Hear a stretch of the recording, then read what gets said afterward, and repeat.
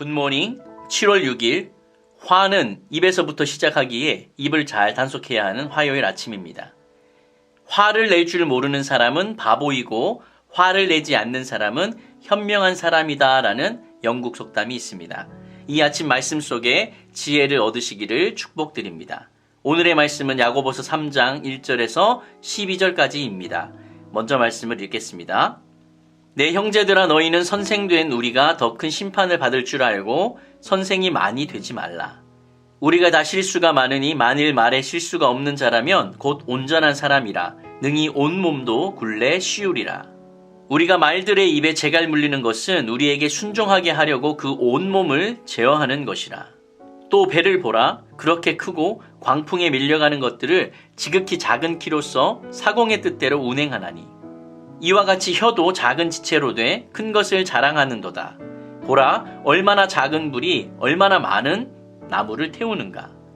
혀는 곧 불이요 불의의 세계라. 혀는 우리 지체 중에서 온몸을 더럽히고 삶의 수레바퀴를 불사르나니 그 사르는 것이 지옥불에서 나느니라. 여러 종류의 짐승과 새와 벌레와 바다의 생물은 다 사람이 길들일 수 있고 길들여 왔거니와 혀는 능히 길들일 사람이 없나니 쉬지 아니하는 악이요 죽이는 독이 가득한 것이라. 이것으로 우리가 주 아버지를 찬송하고 또 이것으로 하나님의 형상대로 지음을 받은 사람을 저주하나니 한 입에서 찬송과 저주가 나오는도다. 내 형제들아, 이것이 마땅하지 아니하니라. 샘이 한 구멍으로 어찌 단물과 쓴물을 내겠느냐. 내 형제들아, 어찌 무화과 나무가 감람 열매를 포도나무가 무화과를 맺겠느냐.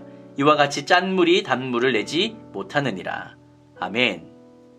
주의 말씀이 단지 정보가 아닌 것처럼 우리의 말도 정보 전달만 하지는 않습니다. 우리 혀의 말은 우리 존재의 표현이며 그 말을 통해서 우리는 행동을 시작합니다.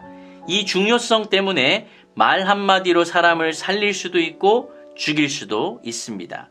혀에 관한 유명한 영어 속담이 있습니다. The tongue is boneless, but it breaks bones. 혀는 뼈가 없지만 뼈를 부술 수 있다. 야고보서 저자는 혀의 중요성과 위험성을 어떻게 말하고 있는지 오늘 본문을 통해 함께 살펴보기를 원합니다. 야고보서 3장 1절에서 12절은 흔히 혀의 사용에 대한 권면으로 이해하고 있지만 단락을 시작하며 처음에 등장하는 부분에서는 지도자에 대한 내용이 나옵니다. 본문에서 선생이 되지 말아라 라고 이렇게 명령을 하고 있는데 선생이라는 위치가 필요 없다라는 말이 아닙니다. 그 위치가 가지는 영향력, 위험성을 잘 인식하고 더 조심하라 라는 그런 뜻입니다. 그러면 왜 위험할까요? 첫 번째, 선생은 더 큰 심판을 받을 수 있기 때문에 그렇습니다. 큰 심판이라는 것은 선생의 위치가 갖고 있는 영향력을 전제로 합니다. 당시 교회에서 선생은 진리를 가르침으로 공동체를 세우는 지도자였습니다. 그들은 영향력이 큰 만큼 잘못에 대한 징계도 크게 받았습니다. 우리가 살아가는 이 시대도 마찬가지입니다.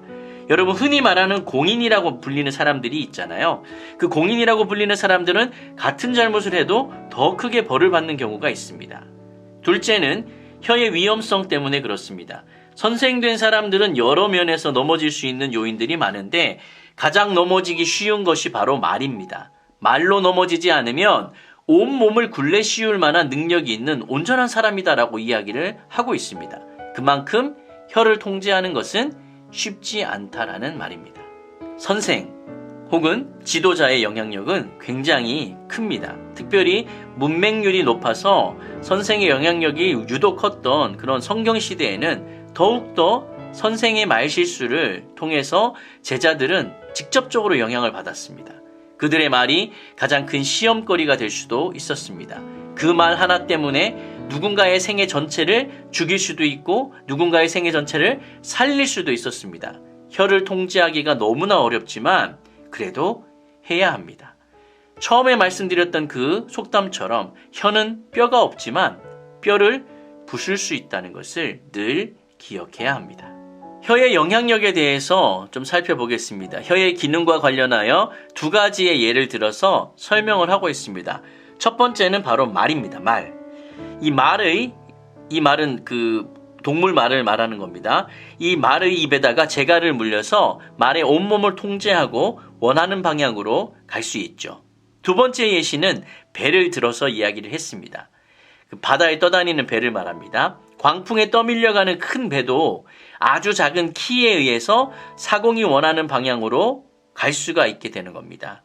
이 두 가지 예시들은 특징이 있습니다.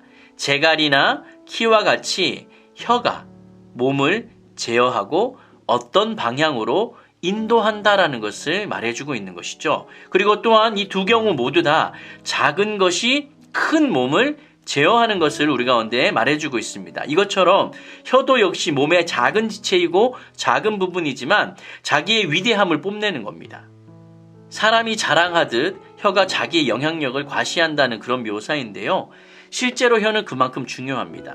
어떤 방향으로 인도하는 혀의 기능은 사람의 삶을 온전한 대로 이끌 수도 있고 파멸로 이끌 수도 있습니다. 이렇듯 혀는 우리 몸에서 아주 작은 지체이지만 그 영향력은 매우 큽니다. 특히 작은 불이 많은 나무를 태우는 것처럼 부정적인 혀의 사용은 우리 자신과 타인의 삶을 파괴합니다. 주님 나라와 개인을 파괴하는 사탄과 사망의 가장 강력한 무기 중 하나가 바로 이 혀입니다. 자, 우리가 앞에서는 혀의 기능과 중요성을 지금 설명을 했고요. 이제 혀를 사용하는 방식에 대해서 집중해서 말씀을 나눠보겠습니다. 오늘 말씀의 마지막 부분에서 지금 다루고 있는 것은 일관성이 없는 혀의 사용입니다. 어떤 때는 우리의 혀로 주 아버지 하나님을 찬양하고 어떤 때는 동일한 혀로 다른 사람들을 저주합니다. 이 두 가지에 조화되지 않음에도 불구하고 우리는 별로 여기에 신경을 쓰지 않습니다. 그렇게 그냥 혀를 사용을 하고 있는 겁니다. 아주 부적절한 것이죠. 저자는 이러한 모습이 합당하지 않다라고 이야기를 하며 두 가지를 표현을 설명을 합니다. 첫 번째, 저주받는 대상이 하나님을 따라 지음받은 자다라고 이야기를 하는 거예요. 우리가 누군가를 저주를 한다고 할 때 그 사람도 역시 하나님의 형상을 따라 지음받은 사람이라는 것을 기억해야 됩니다. 하나님을 찬양하는 동시에 하나님의 자녀를 저주하는 것은 모순입니다. 그것을 지금 이야기하고 있는 거예요. 다른 하나는 나의 형제들아 라는 표현을 통해 독자들의 주의를 환기시킵니다. 하나님의 자녀로서 찬송과 저주가 같은 입에서 나온다는 것은 바르지 않다라는 것을 이야기합니다. 여러분, 내가 누구인지는 나의 혀 사용을 보면 알 수 있습니다. 내 말로 무엇을 창조하고 있는지가 곧 나를 나타내는 것이죠. 내 말로 하나님을 찬송하기도 하고 형제를 저주하기도 한다면 나는 하나님과 상관이 없는 사람입니다. 왜냐하면 그 찬양은 위선이고 진짜가 아니기 때문에 그렇습니다. 우리가 열매를 보면 나무를 알 수 있습니다. 열매가 나무를 증명하는 것처럼 나의 말, 나의 혀에서부터 나오는 이 말이 내가 어떤 존재인지를 증명해내고 있습니다. 여러분의 혀는 여러분을 누구라고 정의하고 있습니까? 말씀을 정리하겠습니다. 혀는 혀 자체의 문제만이 아닙니다. 그것은 그 말을 하는 사람의 문제입니다. 나무의 열매보다 중요한 것은 사실 나무 자체잖아요. 나무 열매가 열리니까 우리가 그 열매를 보고 그 나무를 알고 있지만 사실은 그 나무가 무화과 나무이기 때문에 무화과를 여는 것이고 그 나무가 포도나무이기 때문에 포도를 여는 것입니다. 더 중요한 것은 나무 자체입니다.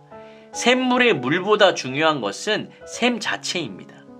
여러분, 혀의 주인이 나이고 그리고 내가 그것을 내 욕심에 의해서 사용을 하고 있는지 아니면 주님과 주님의 말씀에 의해서 사용하고 있는지를 잘 살피셔야 합니다.